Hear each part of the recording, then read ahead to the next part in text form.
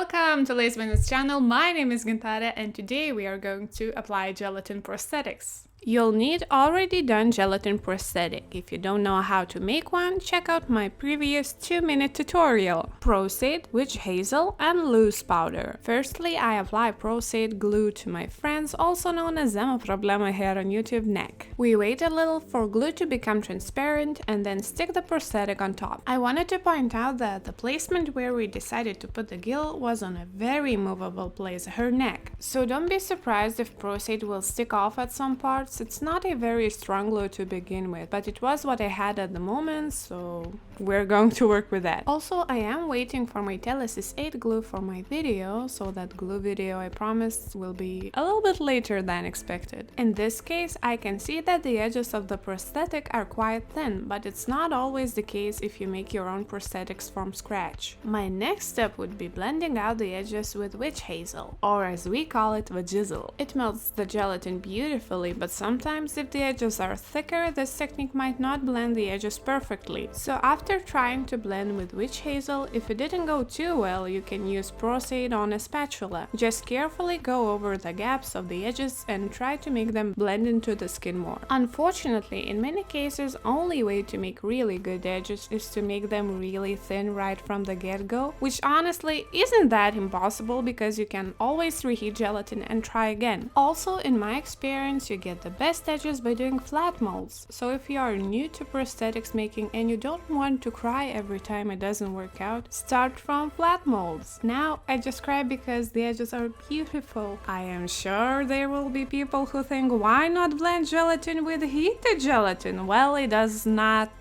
work, but it really doesn't look great either. Guess why I know this? When you think that you're done with blending edges, always set everything with a generous amount of powder. Now at this point, if you blended your prosthetic edges with both vajizzle and Proceed and it still looks a bit off, just have in mind that in many cases, if you paint the prosthetic well, the edges will be much less seen anyway, so don't stress about it too much. If you have something to add, please do that in the comments below. All of the links will be listed down below, as well as my Patreon. Thank you so much for watching and see you in my next video. Bye!